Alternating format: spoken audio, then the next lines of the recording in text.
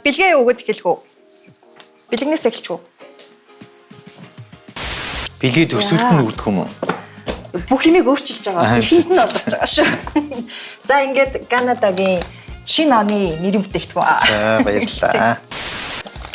За би бас чамд бэлэг авчирсан шүү дээ. Подкастын зочин бэлэг авчирж болдгоо юм мэдээгүй. Хамгийн анхны удаагийн. Тий, найзтай. Салхийг хавтаад. Нөгөө шилдэг бизнес woman босонд нь. Тийм шүү дээ, тийм ээ. Баяр үргээд энэ бэлгийг өгч байгаа. Вау, баярлалаа. За тэгээд бэлгээ бас юу авчи тий. За үзье. За чинь боловсролын подкаст хийж байгаа шүү дээ. Тий. Тэгээ ийм боловсрол гэдэг юм ном байна. Эллен Уайтман бичсэн юм ном байна. Баярлалаа. Номыг за тэгээд энэ Библи бас бэлгэлж байгаа. Вау. Энэ бол би бол юу гэж боддог гэхээр Библи болон бусад гэж боддог байхгүй номыг. Одоо нөгөө бенз болон бусад гэдгийгш машиныг тэгж хуваалдаг шиг Библи номны дээдийг өгч байгаа юм байна. За маш их баярлалаа. За энэ ингээд амт. Библи бол хамгийн их борлуулалттай байдаг тий дэлхий дээр. Дэлхийн хамгийн ном. Вау. За баярлалаа. Тэр нэслэ амжилт хүсье. За энэ бэлэг авсан чи өстой зүг байсан юм. Одоо гоё ирэх юм байна. Та намайг хүргээд өгөх юм уу? Бид хүүхдийг зүгээр л хаалх хуртал дагуулдаг. Гэвч үнэндээ ирээдүйн зам руу анхны гэрлийг асааж өгдөг.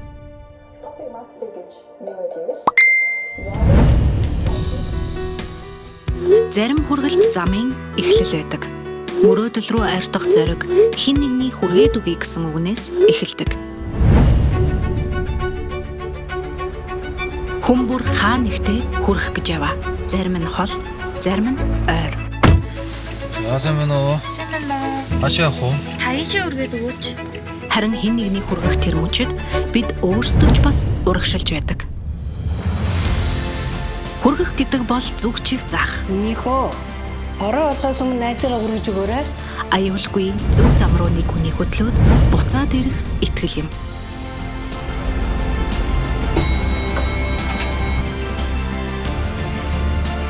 Хүмүүр ямар нэг зүйлийг хүлээж байдаг. Мэдлэг, боломж, өргөдөж буй ирээдүй. Амьдрал түүнийг нь хүргэж өгдөг хүмүүсээр урагшилдаг.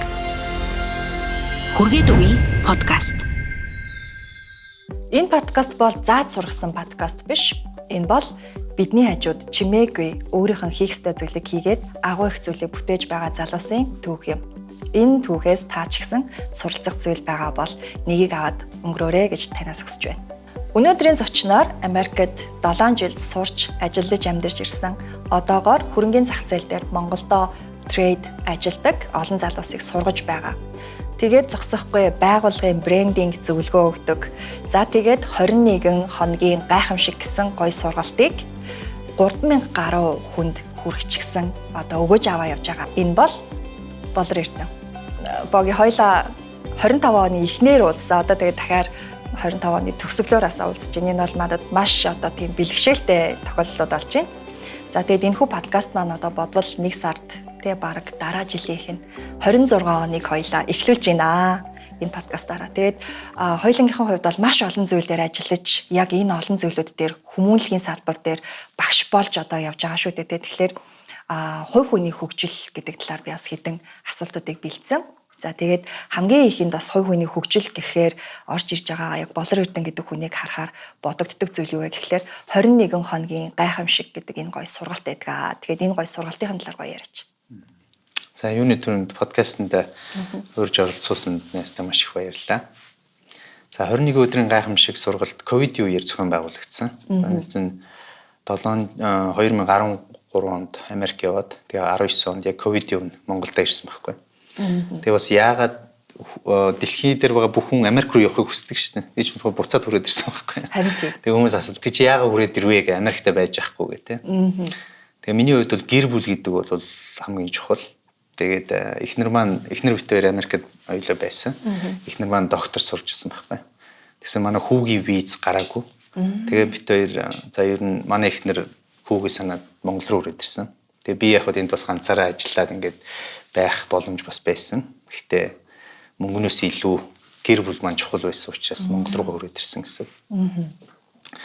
Тэгээ Монголдо ирчээд Америкт байх хугацаанд маш их ном уншижсэн байхгүй. Ном уншаад тэгээ нөгөө трак барьдаг ажил хийдэг гэсэн сүүлийн хэдэн жилд нь. Тэгээ тэр хугацаанд маш их ном сонсож явдаг гэсэн. Унших боломж байхгүй байгаа учраас. Тэгээ Монголдо ирчээд за ер нь энэ уншсан номнууд, энэ сурсан мэдсэн юмнуудаа ер нь хүмүүст хүргэе гэж бодоод тэгээд өөрийнхөө бас багштай ментортой хамтраад бол багштай хамтраад 21 өдрийн гайхамшиг гэх сургалтыг зохион байгуулсан байна.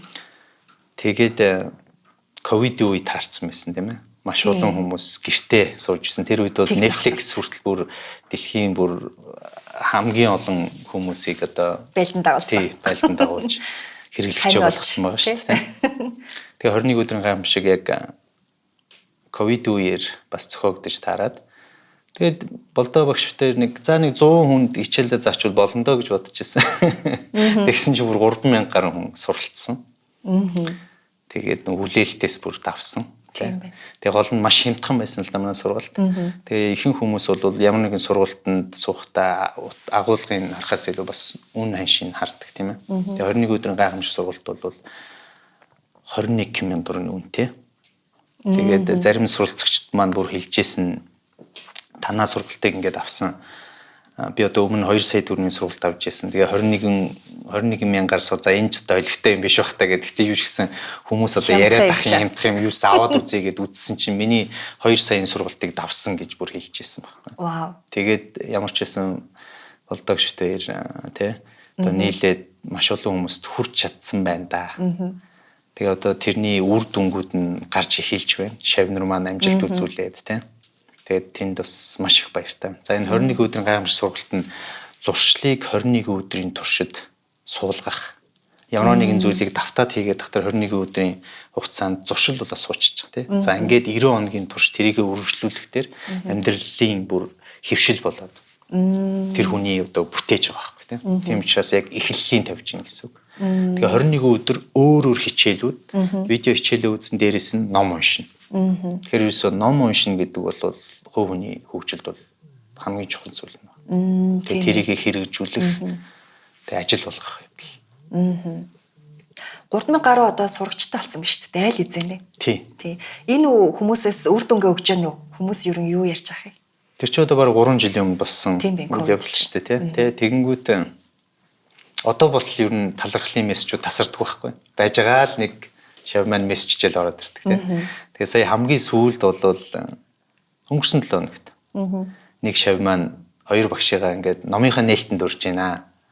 Тэгээд тий тэр сургалтанд суугаад ном бичих сэтлээ сургалтнаас олж авсан ба. Вау. Тий.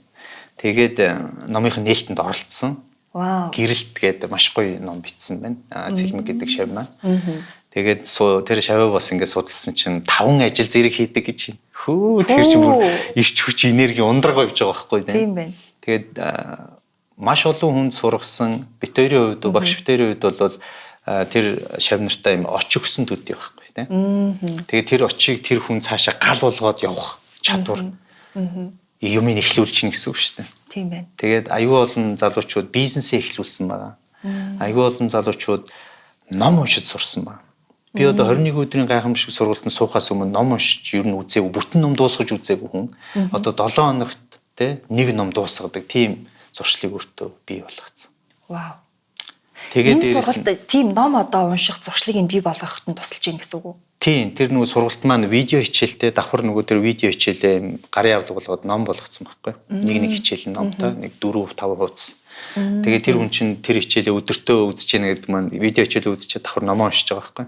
Тэгээд өдөр бол 21 өдөр тэр хүн яаж чинь 4 хуудас юм уншаад байна гэсэн үг шүү дээ. Тэгээд тэр дадлан суучих чинь гэсэн. Ингээл ерөөсөө 24 хуудас юм уншиж байгаа л бүтэн ном руу орох эхлэл нь тавигдчих шүү дээ. Жижиг амлгаагаа өөртөө ингээ урамшуулаад аваад ах юм бэ тийм. Энэ сургалтыг яагаад ингээд ийм хямдхан хийх болсон юм бэ? Сая 2 сая төгрөгөнд баг үнэлэг твиц тийм гоё юм амлаа гэдгсэн гэж штэ сурагч нь. Энийг юу өндөр болгох магадлал байгаа юу? Өндөр болгох одоо тийм бас боломжууд байна. Гэхдээ яг хуу бит хоёр өөрсдөө эхлээд мөнгө харж хийсэнгүй л дээ. Энэ нөгөө сурсан мэдсэн зүйлээ одоо хүмүүст өгье гэдэг сэтгэлээр хийсэн. Тийм учраас маш хямдхан байдлаар хүмүүст өгсөн гэсэн үг. Тэрнээс биш өндрөөр үнэлвэл бас л боломжтой бас яг өөр өгж байгаа нь маш их учраас. Тийм байна тий. Тэгэхээр ер нь нөгөө Монголд ямар нэгэн бизнес ерөөсөө тий одоо тухайн зарж байгаа бараа бүтээгдэхүүнээ одоо дагуулсан байдлаар хүмүүст хүргэх юм бол тэр нь илүү үр дүнтэй болоод байгаа. Тэгэхгүйгээр 21,000 төгрөгийн одоо сургалтаа үнэлчихэд 10,000 төгрөгөөр үнэлэгдэхүйц юм өгж байгаа бол болохгүй гэсэн үг тийм ээ. Тэгэхээр 10 дахин нуглах хэмжээний юм өгч чадчих юм бол маш үр дүнтэй болж байна. Тийм байна. Энэ бүхний ард одоо Болор Эрдэнэ гэдэг хүний хичээлийг үзээд маш олон хүмүүс үр бүтээлтэйгээр ингэж бүр амьдралд нь өөрчлөлт гарсан ба шүү дээ. Тэгэхээр энэ бол маш том гайхалтай зүйл байхгүй. Одоо жишээлбэл би ч гэсэн бас сургууль үйлчүүлэгч хүний хувьд харахаар айгүй урамтай байдаг дээрээс нь. Тэгээд энийг зөвхөн ингээд нэг ганцхан дотроосоо гаргаж ирээл ингээд нэг ундрах шиг байнга ингээд байгаад байдаг зүйл бол биш шүү дээ. Өөр дээрээ яаж хувь хүний хөгжлийг одоо биелүүлж одоо явж байна. Дадал зуршил чи ямар шүү байна. Би яг хүнд ингээд зааж сургах тал дээрээ ирэхээрээ өөрийгөө юу яаж би ингэж төлөвшүүлж авч явж байгаа бэ? Яг одоо ирсэн байгаа энэ Болор Эрдэнэ ард ямар олон бэрхшээлүүд байна те тэрийг яаж даван туулах талаасаа бас хуваалцаач. За би бол өөрөө Христ итгэж хүн байхгүй. Тэгээд одоо чамд бас түрүүн Библи бэлгэллээ шүү дээ. Номын дээд бүр хамгийн чухал энийг унших ёстой гэдэг. Тэгээ ер нь бол одоо түрүүн хэлсэнчлэн Америкт байхдаа аюул олон ном сонсч ирсэн, уншиж ирсэн. Тэгээ энэ бүх зүйлийн их үндэс суурь нь Библи байгаад идэх байхгүй. Дэлхийд дээр хамгийн номер 1 ном бол Библи. Хоёр дахь нь Think and Grow Rich гэдэг ном байна, тийм ээ. Наполеоны бичсэн. Тийм байна. Хамгийн их орчуулагдсан, хамгийн олон дүрсэн, хамгийн олон хүний амьдралыг өөрчилсөн юм ном. Тэнгүүд тэр Think and Grow Rich ном чинь өөрөө Библиэл дээр суурьтай байхгүй. Тэ? Ингээд бусад номнууд нь бүх их үүсвэрээ дандаа Библиэл дээрээс авсан байдаг. Тэгээ одоо жишээ нь 2025 оны эхэнд хоёлоо бас ингээд уулзаад танай компаниас нас зөвлөгөө өгөөд тийм. Тэгээ мэдээж чам таалагдсан болоод хоёлоо бас энд сууж байгаа байлгүй тий үргэлжилсэн тий. Тэгэхээр тэр бүхний үндэс бол Библи гэж хэлнэ гэсэн. Тэгээ дээрэс нь би их эртэж хүн л дээ. 5 өнгөрөөгд босдог дандаа өдөр болгон. Тэгээ хамгийн дөрөнд Библи уншина. Тэгээд залбирлаа хийн тийм. Өөрийгөө бэлдэж гэсэн тухайн өдөртөө. Тэгээд надад өөрийгөө бэлдсэн учраас таана зөндөө цаг гардаг байхгүй. Тэгээ өглөө болгон гэр бүлдээ өглөөнийхэн цагийг бэлдэж өгнө. Вау. Тэгээ манай эхнэр хүүхд босоход цайн бэлэн. Бүхэн бэлэн. Ясан гоё. Тэгээд тэр чинь нэг өдөр биш үү өглөө болгон. Оо за. Хагас бүтсэн ч гэсэн. Тэгээ манай гэр бүл ерөнхийдөө юм надаас болоод юм эртэж гэр бүл болсон байхгүй. Одоо манай хүүхдүүд хагас бүтсэн ч гэсэн унтахгүй. 7 гэж тайл эзэн. Тэгтэл зарим гэр бүл чинь баг 11 12 хүртэл унддаг гэр бүл байна. Тэ. Тэгэхээр яг нөө хүүхдүүдтэй ингээ багаас нь өөрөөрөө ингээ үлгэрлээд ингээ зааж сургаад ингээ явж байгаа. Зүгээр миний хамгийн анх унших гэж байгаа би одоо ном уншаа гэж зориглоод уншвал ямар номыг уншаасаа гэж өрн хүсэж байна. Хүмүүст санал болгоход хамгийн ихний ном нь ямар номоос эхлэсэ гэж боддог вэ? Гэхдээ одоо номын дэлгүүрт ороход маш олон төрлийн ном байгаа шүү дээ. Ном уншдаггүй хүнд бол Библи хүндэтнэ. Тийм ч маш гүнзгий ном учраас хүндэтнэ. Тэгэхээр яг уу Библиэл дээр шинэ сургаалт төгс ном байгаа. Айгүй энгийн. Одоо зарим Чингис хааны бүр хэлсэн мэрэгүү үгнүүд хүртэл Библиэл дээрс байдаг байхгүй. Тийм.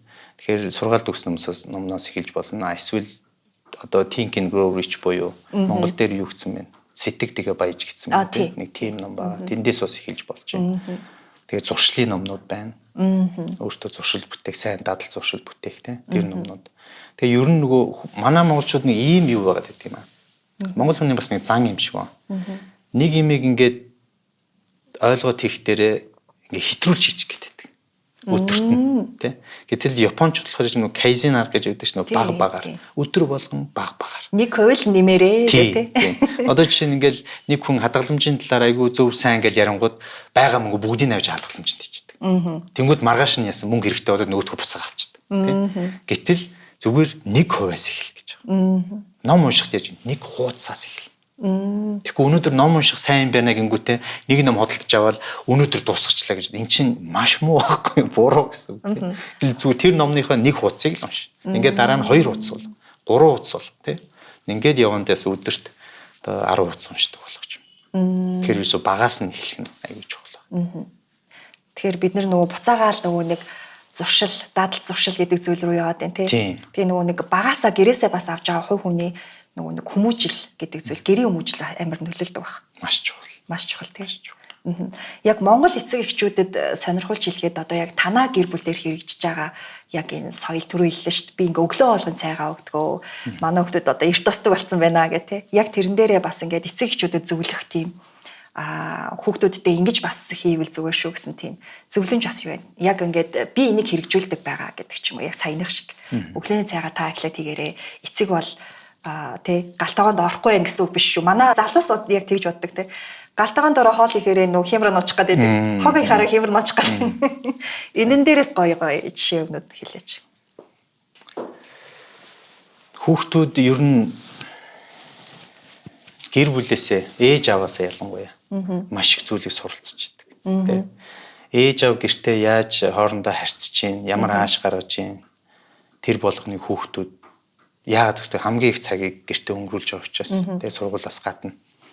Тэнгүүд ээж аав хоорондоо яаж харьцаж чинь, аав ээжтэй яаж харьцаж чинь, ээж аавтай яаж харьцаж чинь тэр болгоныг. Тэгэхээр бид нэр гэртээ байхдаа маш болгоомжтой байх хэрэгтэй гэсэн. Яг тэр хүмүүсийг хүн болоход нь нөлөөлж байгаа байхгүй. Бүр суур хүмүүжлийн бий болгож байгаа учраас. Одоо жишээлх юм бол манай эцэг эхчүүд одоо хүүхэд нь ямар нэгэн алдаа гаргахад хамгийн түрүүнд яадаг загнадаг. Зарим бүр яадаг шийтгдэг, зоддог. Тэ? Гэтэл яг одоо бол харьцангуй бас гайгүй болчиход байна. Тийм гэр бүлүүд одоортол бас байна. Тэ? Тэгэхээр энэ нь бас маш буруу. Ямар нэгэн буруу зүйл хийхэд одоо чи манай гэр бүлд болдог зүйл болоод одоо чинь цайгаа ууж байгаа л манай багчууд 3 настай байхгүй. Ингээд юм асгach штэ. Тэнгүүд хэрвээ би өмнөх бий байсан бол яг шууд загнана тий. Чи одоо хэлсэн штэ яаж байгаа юм бэ гэл ингээд. Гэтэл тэр цай асгасан зүйлийг бид нар зүгээр арчаал өнгөрчж болох зүйл байхгүй. Загинж зодсноороо бид бүхэн тэр хүүхдийн зүрх сэтгэл бүр бараг 20-30 жил тээгдэх тийм травмаг үүсгэж тий. Би алдаж болохгүй шүү гэдэг тийм сэтгэл зүг суулгахч чинь гэсэн. Харин ингээд ажиглаж байгаа байхгүй. Өө миний охин. Яасан бурууд шаарж агаад тий. Миний охин юу цаг асгачлаа шин. Тий. Тэгээд заав нь арчичээ. Эсвэл миний охин өөрөө очиод арчиж байгаа. Ингээд зүв байдлаар. Тэгэхээр яа чин хүүхэд би алдаж болох юм бэ? Тэгвэл би яаж дараа нь алдаж болохгүй болоход би өөрийгөө сургах вэ гэх тий. За хүү дээр минь жишээ. Өглөө болгон босоод гэр бүлдээ цайг нь бэлдээд ингээд өгчөө тэр хүүхдэд нэг юм суугаад байна шүү дээ. Би яаж ин ихнэр хүүхдтэй болох тэлээрээ ихнэр хүүхдтэй би үйлчлэх ёстой юм. Би ихнэр хүүхдэд хайрлах ёстой юм. Манай аав яаж одоо хүүхдүүдээ ихнэрээ яаж харилж ин би тэрэн шиг байх ёстой юм ингээд. Өөрөө яаж ин далд тухамсарт ингээд сууж эхэлж байгаа. Нөлөөлөд нь шүү дээ. Тэгэл цаашлаад одоо хүүхдүүдтэйгээ ярилцах, юмыг ойлгуулах тий. Ямар нэгэн байдлаар бид нар ингээд захирсан байдлаар харьцаад эхлэхтэр нөгөө хүүхэд ч яаж ин айц тавтаад тэгээд сэтгэн бодох чадвар нь алдагдчихж байгаа байхгүй. Яаж ин бид нар загнаал эхлэхтэр айц чинь гэдэг нь амигдалаа насаал тий. Одоо нөгөө шууд утгаар хэлэх юм бол галын нөгөө тохиолол биш. Тэр насчиж тий. Тэгэхээр чин тэр хүүхэд ерөөсө бодож сэтгэж чадхаа очиж байгаа. Дараагийн удаа би яаж алдахгүй байх үгүй л ингээл бодоод тий. Яаж би дараагийн удаа аав намайг зодохгүй байх үгүй, загнахгүй байх үгүй. Тэрний оронд яаж ин айгүй зөөлхөн байдлаар, тайван байдлаар тий. Заримдаа би нөгөө юу яадаг байхгүй. Ер нь сар болгоны эхний нэг өдөр мацаг барьдаг. Одоо ингээд 24 цаг. Тэгээ 24 цаг ингээд мацаг бар хүн ингээд мацаг барих тэр айгүй тийм аятуу тайван болчтой ш. Үссэн байгаа учраас тий. Тэгээ бүр ингээд хүүхдүүдтэй юм хэлэхээр аюу гоё хэлнэ. Миний хүү болдгоо маа хэрэггүй гэдэг. Тэгэхээр загнах чадлаа болчихсон. Энерги байхгүй болчихдоо шүү дээ тий.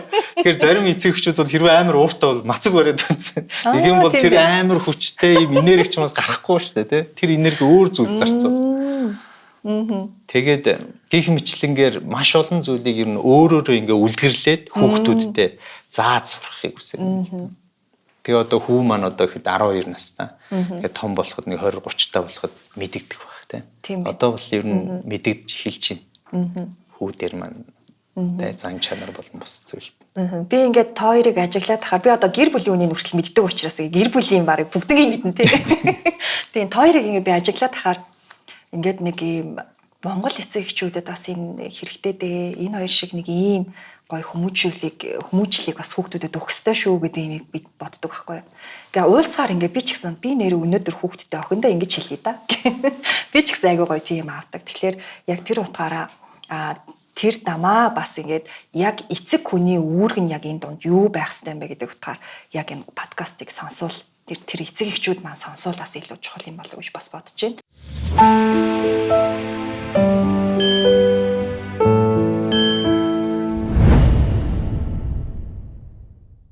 Хүүгээ хүмүүжүүлэх арга тий. Одоо хүүгээ хүмүүжүүлэх арга маань одоо би хүүгээ ингээд нэг хоёр аюу хөөрхөн ном гаргасан тий Shark Tank-д ороод. Тэгээ тэрнийхэн талаар бас гоё бас хуваалцаач. Энэ бол маш гоё нэг юм дурсамж та хэдийд бол маш гоё дурсамж. Тэгээ бусад хүмүүсийн хувьд бол энэ маш гоё сургамж ахгүй юу. Тэгээ ингэж бас эцэг эхчүүд бас үлгэрлээсэй гэж би бас аюу дотроо боддیں۔ Тэр талаас бас гоё ярьж өгч. Тийм. Shark Tank хүүтэйгээ оролцсон. Тэгээ тэр зорилго нь болох дээр учиргүй мөнгө төгрөг босгохоос илүүтэйгээр хүүтэйгээ нэг юмд оролцоод үзье. Одоо тэр видео нүртэл байдаг байхгүй. Тэгэхээр тэр чинь одоо хүү маань 30 40 хүрээ 50 60 хүрэхэд дурсамж болоод үлдчихэж байгаа байхгүй. Тэгээ хүү маань нүртэл номныхаа тухай snack book гэдэг.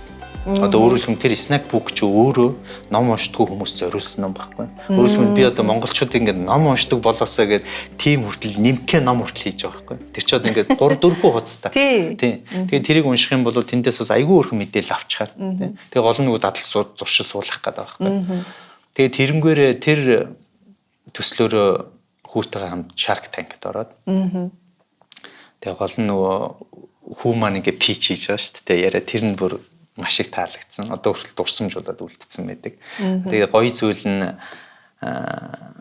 Shark Tank-аас бид тэр гарсныхаа дараа бас олон хүмүүст хүрсэн баг тий. Хүүхдүүддээ ном уншиж сурах хэрэгтэй. Өөрөө бас ном унших хэрэгтэй юм байна гэдэг.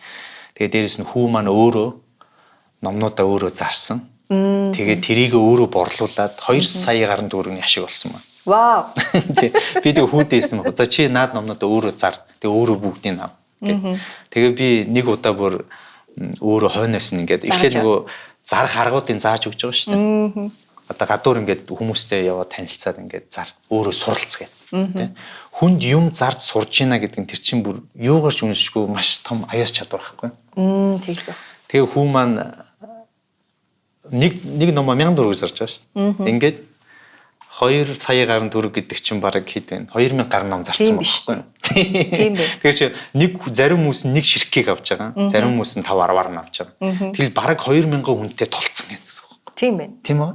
Тэгэхээр хүнтэй харилцаж сурна гэдэг чинь өөрөө маш том аюус чадвар байхгүй. Тэгээ сая тэрний үр дүн хизээ гарсан гэж сая манай хүүхэд нөгөө нэг хэсэг бүлэг хүүхэдтэй тусламжийн ажил хийсэн байна л да. Оо за. Тэгээ тусламжийн ажил хийсэн чинь хүүхдүүдэд бүр тэр гэр оролын хүүхдүүдэд бэлэг өгсөн.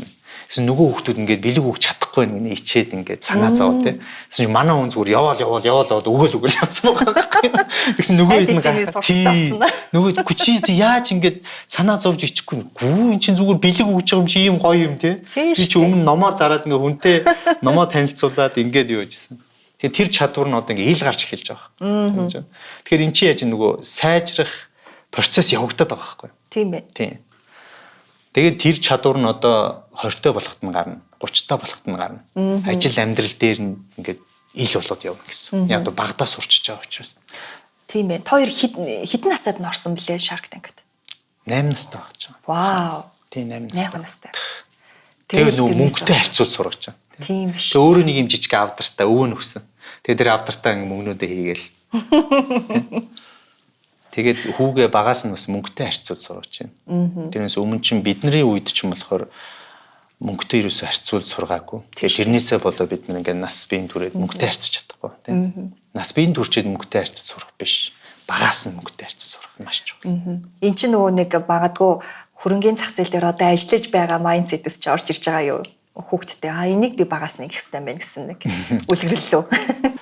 Илон Маск одоогийн хөрөнгөөр хамгийн баян хүн биш үү? 700 тэрбум доллараар үнэлэгдэж байгаа байхгүй юу? Гэтэл Илон Маск 7 хоногийн өмнө юу гэж твит бичсэн гэж. Ямар нэг агуу зүйл байна. Буюу creator буюу бүтээгч гэж. Өөрөөр хэлэх юм бол Elon Musk болох тэрэ Tesla, SpaceX эдгээр гайхамшигтай зүйлүүд бүтээсэн байгаа шнэ. Гэтэл бид нар болох тэрэ Elon Musk-ийн бүтээсэн зүйлүүдийг ёо ямар супер юм бэ, гайхамшигтай юм бэ гэж харж байгаа тийм. Найз нь сүүлд нөгөө Америкээс ирэхээс өмнө Tesla машин зөөдөг байсан байхгүй. Тэгээ бид нар шин дотор нь орж суугаад цоошин машин ш. Дотор нь орж суугаад нөгөө технологийн гайхамшиг тэндээс мэдэрч байгаа юм чинь. Гэтэл Elon Musk-ийн хувьд болох тэр SpaceX, Tesla эдгээр сонирм биш байхгүй. Яагаад вэ? Өөрөө зөвхөн бүтээсэн учраас. Ойлгож шүү дээ. Тэгэхээр Elon Musk хаашаа харж тарах өөрөөсөө дээгүүр зүйлийг харж таарна да. Тэгэл Elon Musk ч өөрөө энэ дэлхий дээр хамгийн их ном уншсан хүн байхгүй. 12 настайдаа номын сангийн ном дуусгасан хүн байхгүй. Тийм. Тэгээд тэр номын сангийн номыг дуусгахад юу таалагдсан бэ гэхээр юу сонирхлын татсан бэ гэхээр сансар огторх. Ингээд сансар огторгыг судалж эхлээд тэгээ SpaceX гэдэг компани байгуулсан. Би сансар руу гарах хэрэгтэй. Сансарыг судлах хэрэгтэй. Ингээ Марс руу хүмүүсийг зөөн мөн гэж яриад байгаа тийм. Тэгээд нүүрч яасан бэ? Энэ дэлхийгээс гадна нэг гайхалтай зүйл байгаад байна гэд ингээд судалж үзээд 2-7 хоног юм юу гэж бүр зарласан бэ гэхээр creator буюу бүтээгч байна. Энэ бүр дэндүү чадвартай. Бидний бие организмыг хар өөрийгөө шүн эдгэж тэ бид нар ингээд зүсгэд яд өөрийгөө эдгэж байгаа юм. Энэ чинь систем. Бидний дотоод одоо эргэтнгүүд яаж хоорондоо зохицолдож ажиллаж байна бүгд систем. Тэгээд тэрийг Elon Musk яаж байна? Одоо declare хийж зарлж байгаа байхгүй. Бүтээгч байна.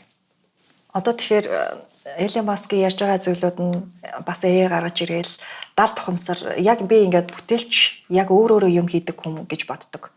Харин эсэргээр одоо Facebook бүтээч гэсэн байгаа нөхөр маань айл эзний бэлэн болчихсон байгаа бүтээгдэхүүнүүд дээр бас өөрөө юм оруулж ирээ хийсэн болов уу гэж сардаг байхгүй. Тэгэхээр яг ингээ анханаас нь цэг гэж хэлж байгаа нь бас Elon Musk өөрөө мөн байсан байх гэж бас боддتي. Elon Musk бол үнэхээр амар онцгой хүн. Супер, бүр амар. Одоо Эйнштейнгийн дараагийн үнэ үү? Магадгүй тийм. Одоо яг намайг Америкт очиж байхад бол Elon Musk ч бүр дампуурлын ирмэг дээр байсан байхгүй юу? PayPal-ыг зараад бүх хөрөнгөө Tesla руу хийгээд өөрөө түрээсийн мөнгө байхгүй, орон байр байхгүй. Тэгээд одоо YMC гэдэг одоо фитнес дээр очиж усанд ордог. Ажил дээрээ, буудан дээрээ унтдаг. Ойлгож байна? Бизнесээ зараад хэдэн зуун сая доллартай болцсон хүн шүү дээ. Өөр хоёр бизнес руу хөрөнгө оруулалтаа хийгээд ийм онцгой юм байхгүй. Тэгээ одоо өнөөдөр үр дүн нар 700 тэрбум доллар хөндлөгдөж. Супер тийм. Тэр үед бүр хөрөнгө оруулагчид нь хүртэл Elon Musk-д эргэлзэж ирсэн. Elon Musk бүр ажлаас нь халах гэж ирсэн баг. Тэ? Тэгэхээр маш онцгой. Тэр хүний ихтгэл үнэмшил яг юунаас ирээд ийм амар супер болоод байна? Юу гэж боддөг вэ? Мэдгүй одоо нөгөө нэг 12 настайдаа бүх номыг уншиж дуусгасан нөхөр байгаа шүү дээ. Тэгэхээр тэндээс бас юм байгаад байна. Тэндээс бас юм байна. Тийм байна. Тэгэхээр бид нар ер нь унших ёстой. Тийм байна. Унших дадлыг монголчууд бүр өдөр тутам өөртөө маш сайн суулгах ёстой. Ингэж ээж нөгөө хүн чинь нөгөө мэдэхгүй юмныхаа дайсан гэдэг шүү дээ. Одоо жишээ нь хүмүүс ингээд би тийм юмд дургу би наадах чинь буруу гэж боддог. Ингээд байгаа нь юу гэсэн өөртөө судлаагүй байхгүй юу? Тийм учраас мэдэхгүй зүйлийнхаа дайсан байдаг. Тэгэхээр эхлээд унших ёстой, судлах ёстой. Тэрний дараагаар сонголтоо хийх ёстой. Тийм байна. Тэгэхээр нөгөө сонголт хийхээр уншиж судлаагүй болох тийм үү? Сонголт хийж чадахгүй байна шүү. Одоо нөгөө нэг AI гарч ирээл технологи руу бүх юм ороод химэл оюухан чинь зарим нэг хүмүүсийн ажлыг халаад байна шүү дээ. Тэгээд эхэлсэн чинь Солонгост нэг юм гарч ирж байна. 10 жилдээ хүүхдүүд юу үзэх вэ? 10 жилийн хичээлүүд тэр чигээр AI болоод шалгалтаа тэндээсээ хуулаад шалгалтаа тэндээсээ гаргаад бүх юмуд ийм амар утга учир болчихлоо л та. Тэнгүүд одоо Солонгосын боловсролын систем хаашаа өсрөх гэдэг юм гэхээр шууд 10 жилээсээ хүүхэд бие даагаад CEO mindsetтэй буюу яг нөгөө нэг захирагч, удирдагчийн mindsetтэй болж одоо гарах гэж байна. Тийм учраас энэ хүүхдүүд дээр тэр боловсролыг илүү төлхөө оруулах тиймэрхүү одоо системийг бий болгох гэж байна гэж ярьж байна. За яг энтэй ингээл нүр тулгаар манай Монгол бол бүр ингээд явсааран байгаад одоо бүр аюу хэцүү биш үү те. Доошоо ингээл унаад ороод ирж штэ. Тэгэхээр энэ боловсролын системийг хоёулаа яаж үнэлж чинь. Тэгээ сүүлд хоёлаа нэг уулзаас уусан чинь homeschool хийж байгаа гэж сонссоо. За тэгээд за Монголын боловсролын системийг яг юу гэж бодож байгаа болохоор яг энэ ямар алдаатай байна уу те алдаа оноо юу байна ягаад ийм амар шийдэл шүү дээ хүүхдүүдийн хувьд бол те homeschool хийж байгаа вэ энэ шийдлийнхэн талаар бас ярилцаач. За эхлээд боловсрал гэдэг юмыг ойлгох хэрэгтэй байна. Маш олон хүмүүс боловсрал гэдэг зүйлийг өөр буруу ойлгоод. Боловсрал гэдэг англи хэл дээр education гэж байна, тийм. Educare буюу дотроос нь гаргах гэсэн утгатай. Бага зүйлийг дотроос нь гаргаж сайжруулах, төлөвшүүлэх гэсэн утгатай. Тэрнээс цоо шин юм ингээл чихээд байна гэсэн үг биш байна шүү дээ. Гэтэл манай боловсролын систем болохоор зүгээр ингээд маш их мэдээлэлээр бөмбөгддөг. Тэр хүнийг яасан өөр нь дотроос нь гаргаж те сайжруулах, төлөвшүүлэх тийм юус хийхгүй нэ гэсэн. За хоёрдугаарт нь их юм бол юу ойлгуулах гэхээсээ илүүтэй яаж гэдэгт нь те яаж хүүхдүүдийг сурж сургах вэ? Гэтэл манайхан яаж юм зүгээр юу өгөх вэ гэдэгт нь л илүү анхаарал хандуулад байна гэсэн. Тийм. Гуравдугаарт нь их юм бол тэгэхээр энэ дээр маш анхаарал хандуулах хэрэгтэй. Гуравдугаарт нь их юм сууж сурсан хүн бол яаж юм юуг сурч чадах байхгүй. Сурч сурна. Тэгэхээр сурч сурах нь маш чухал гэсэн. Гуравдугаарт нь болох дээр багш. Багш гэдэг хүн бол хамгийн чухал хүн. Гэтэл Монголд яаж юм багш гэдэг хүн бол ер нь их сул дорой хүн тооцогддог болцсон. Гэтэл өмнө нь бол яадаг гэсэн дээдлэгддэг байсан тий хамгийн супер хүн тооцогддог байсан. Тэгээ тэр нөхцөл нь бүрдэж өгөхгүй байна л да. Багш хүний цалин гэхэд маш бага байна. Тэгтэл одоо гадаадд бол тий Америк, Япон, Солонгост бол багш хүн өндөр цалинтай тий. Тэгээд багш хүн чинь өөрийгөө нэгдүгээр мэдлэг чадвар өндөрт байхаас гадна өдөр болгон өөрийгөө сайжруулж явах хэрэгтэй байдаг. Гэтэл Монголд тэр нөхцөл нь бүрдэхгүй. Багш хүн өөрийгөө сайжруулмаар байдаг. Тэнд гэр бүл нь нураад очих гээд шин. Тийм үү? Яг тэр мөнгө нь цалин хангалттай өрөлцөхгүй байгаа учраас. Тэгэхээр сая одоо жишээ нь Монгол багш нар бослого гаргалаа шин. Тэгэхээр тэр бослогод эцэг эхчүүд хүртэл оролцох ёстой байсан байхгүй. Яагаад вэ? Бидний хүүхдүүдийг хүмүүжүүлж байгаа хүмүүс байхгүй. Бидний хүүхдүүдийг хүн болгох гэж байгаа хүмүүс байхгүй. Тэгэхээр багш нарын цалин маш өндөр байх ёстой. Тэгээд багш нар нь яасан шилтгүүд нь байх ёстой. Гэтэл Монголд болохоор цалин маш бага байгаа учраас нөгөө шилдэг багш нар чи яаж байна? Бизнесийг явуулчих байгаа байхгүй. Багшаа орхиод. Яг л амьдралын хангалтад итгэж чадахгүй байгаа учраас. Тэгэхээр тэр шилдэгүүдийг тогтоохын тулд маш өндөр цалинтай байх хэрэгтэй. Зүгээр хин дуртанд багш болдог биш. Хамгийн шилдэгүүд нь багш болох хэрэгтэй. Тэгэхээр хамгийн шилдэгүүд нь болохын тулд цалин өндөр байх хэрэгтэй гэсэн. Тэгжээж тэр хүмүүс чинь илүү цагаар өөрсдөө одоо нийгэмдээ тохируулж хөгжүүлж гин гэсэн үг шүү дээ. Тэгээд тавд нь болох дээр сургууль гэдэг юм чи хүнийг боловсруулдаг тий түрүүний хэлдгээр яг дотроос нь гадагшуулдаг зөвхөн одоо мэдээллээр бөмбөгддөг биш тэр хүнийг сайжруулдаг дотор байгаа юм ил гаргаж нээдэг тийм газар байх хэрэгтэй байдаг шүү дээ. Гэтэл манай сургуулиуд тийм биш байна. Жишээ нь Японыг судлаад үзэх юм бол Японд бол яг зөв арга барилаар явж байна. Эхлээд яаж хүн болгож сурах гэж. Яаж хүн талархаж сурах хэвээр, яаж уучлалт гуйж сурах хэвээр, яаж дээрээс нь алдсан ч гэсэндээ би одоо алдсан ч гэсэндээ уучлалтуугаа дараагийн удаа би алдахгүй байж болохгүй. Тэнд нь яаж сурах вэ? Дээрээс нь цэвэрч нямбаа байдал сурах чинь, гих мэтлэнгээр амьдралд эхлээд сургаад дараа нь мэдлэг боловсролыг олгож байгаа байхгүй. Гэтэл манай эцэг их нь гэртээ тэр амьдралын боловсролыг олгож чадахгүй байна. Тэгээ багш нар нь бас яаж сургуулийн систем тэр амьдралын боловсролыг олгож чадахгүй байна. Ингэснээр маш том алдаа дутагдал яваад байгаа байхгүй. Тэгээ эхнэр бит хоёр ярилцаад сая өнгөрсөн 100 хүүхдүүдээр нь хоум скуулийн хийтаа гэдээ эхэлсэн. Тэгээд манайш 3 хүүхэдтэй. Нэг нь 3 настай, нэг нь 6 настай, нэг нь 12 настай. Тэгээ 12 настай хүмүүс яг өмнө хоёр яг ковид үеэр бас хоум скуулыг хийжсэн байхгүй. Апек гэдэг Америкийн одоо маш том сургууль баг. Онлайнаар хичээл явуулдаг. 65 мянган юутай суралцагчтай. Тэгээ сая сүүлд бас харсан чинь 12 дугаар ангийн сурагч нь хамгийн өндөр оноог авсан баг. Тэгэхээр үр дүнгүй биш, маш үр дүнтэй байж болж байгаа байхгүй. За хоум скуулийн өөрөө ямар давуу талтай вэ гэхээр эцэг эхчүүдэд маш олон тийм гэр бүлтэйгээ хамт байх боломжийг бүрдүүлж байгаа тий. Дээрээс нь өөрөө бие даад сурах чадварыг бүрдүүлж байгаа. Одоо манай хүү бол хоум скуулийг хийж байхдаа өөрөө хичээл үздэг ганцаараа тий. Тэгээ бие даагаа сурчиж байгаа байхгүй. Тэгээ сая харин сүүлд өмнөх сараас ахуулаад бид тэр нөгөө гэрээ хажуу сургуульд өгчлөө л дөө. Яагаад гэхээр манай эхнэр маань бас нөгөө докторант хүн байхгүй. Өөр бусад сургуулиудад хичээл заадаг. Тэгээ тэр ажил нь ингээд давхцаад тэгээ тэр нь орхигдчих гээд болдгоо. За тэгээ энэ удаадаа хүүхдүүдээ ер нь буцаагаад өрчий харъя гэдэг. Тэгээ ямар ч үсэн нэг хомскулыг хийх оролдлогоо хийсэн. Тэгээ дараагийн удаа бол ер нь бүрэн шилжүүлээд хомскулыг хийгээд явах боломжтой болох. Тэгэх юм бол манай гэр бүл чи ер нь ийм чөлөөтэй байх дуртай хүмүүс байхгүй юу. Тэгээ ингээд ийш тийш явах гэхээр нэг ямар нэг юм захирагдахгүйгээр те хаашаа чамаагүй чөлөөтэй явцдаг байл. Миний ажил чи өөрөө тийм учраас. Тийм байна. Тэгэхээр энэ бизнес хийж байгаа эцэг эхчүүд авах гэдэг шүү дээ. Бизнес хийж байгаа эцэг эхчүүдийн хувьд давуу сул тал боловсрал хүүхэд хүмүүжүүлэх дээр ер нь ямар тал нь илүү давуу байна. Саяны хэлдэг шиг цагийн хязгааргүйгээр бид нар хаашаа чамаагүй аялаад тэ ингээ хүүхдээ өсгөх нь энэ нь илүү гоё байна гэ та хоёр баг тэрийг нь илүү сонгочихсон юм шиг байна тэ. Тийм тэгээд нөгөө бие даад сургаж байгаа нь тэ. Өөрөө өөртөө сонголтоо хийж сургаж байгаа. Одоо манай сургуулиуд ч юм бол ер нь манай боловсролын систем чи хүнд нөгөө сонголт хийх чадвар өгөхгүй байхгүй. Чи зүгээр ингэх ёстой.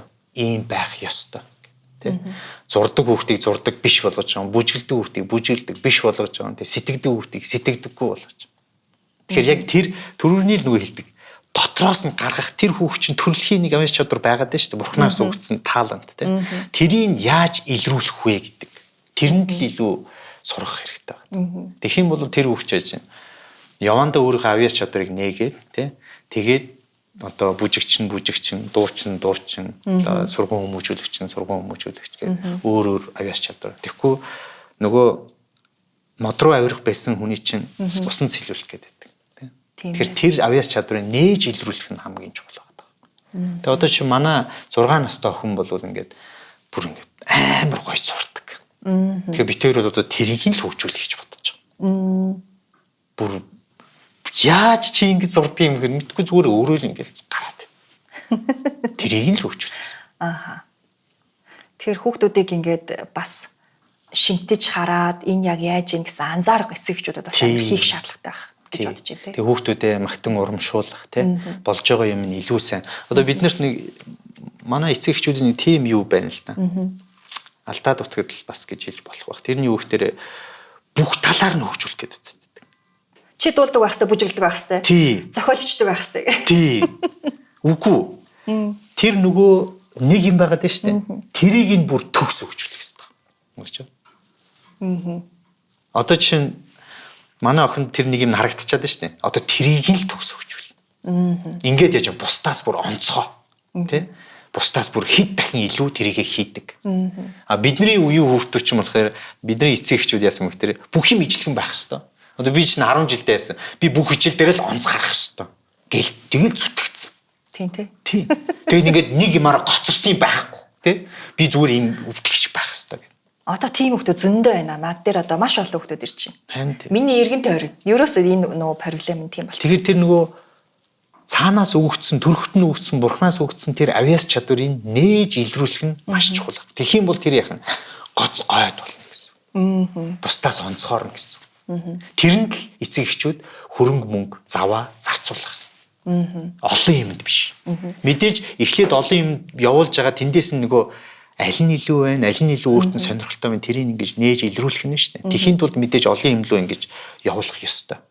А тэрний дараагаар нэг юм нь олж мэдсэн бол одоо тэрийг бүр тултлан хөгжүүлэх ёстой.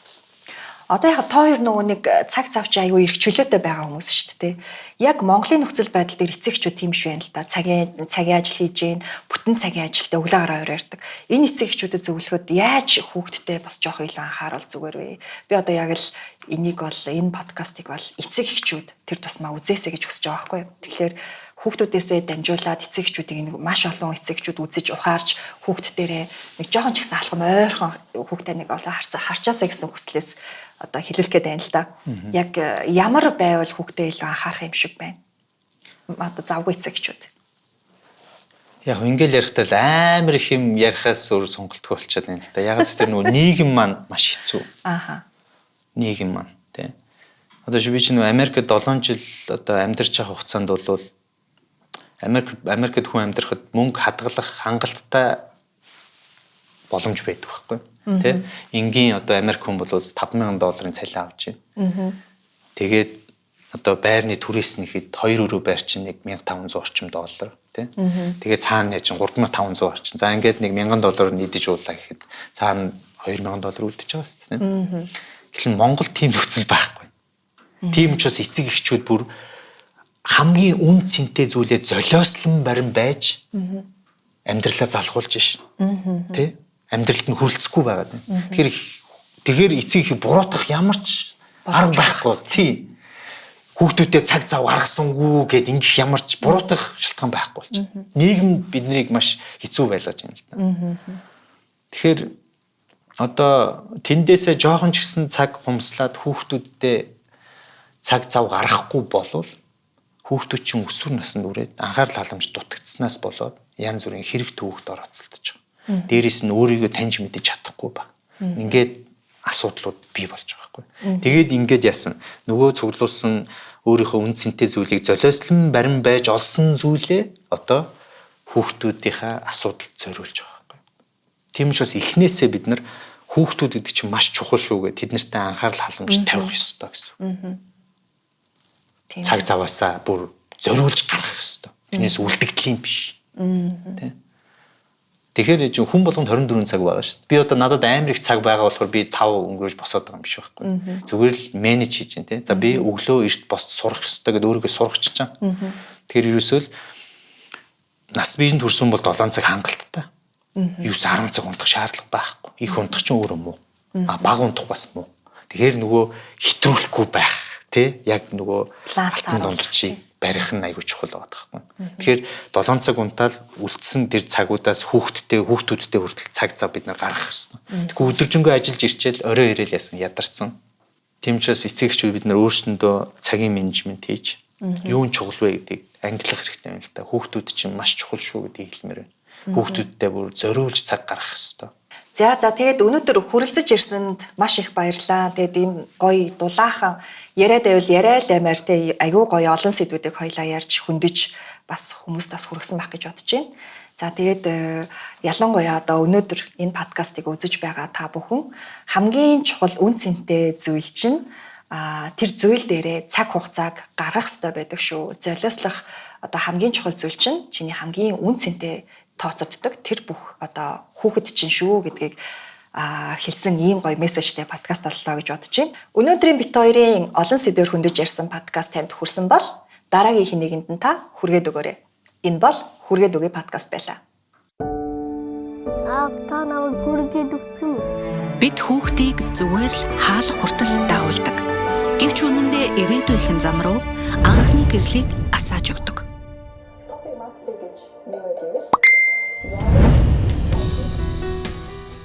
Зарим хүргэлт замын эхлэл байдаг. Мөрөөдөл рүү ойртох зориг хэн нэгний хүргээд өгье гэсэн үгнээс эхэлдэг. Хүмүүр хаа нэгтээ хүрэх гэж яваа. Зарим нь хол, зарим нь ойр. Яасан бэ нөө? Хаш явах уу? Таашаа үргээд өгөөч. Харин хэн нэгний хүргэх тэр мөчөд бид өөрсдөө ч бас урагшилж байдаг. Хүргэх гэдэг бол зүг чих заах. Нөхөө. Ороо болохоос өмнө найзаараа хүргэж өгөөрэй. Аюулгүй зөв зам руу нэг хүний хөтлөөд буцаад ирэх итгэл юм.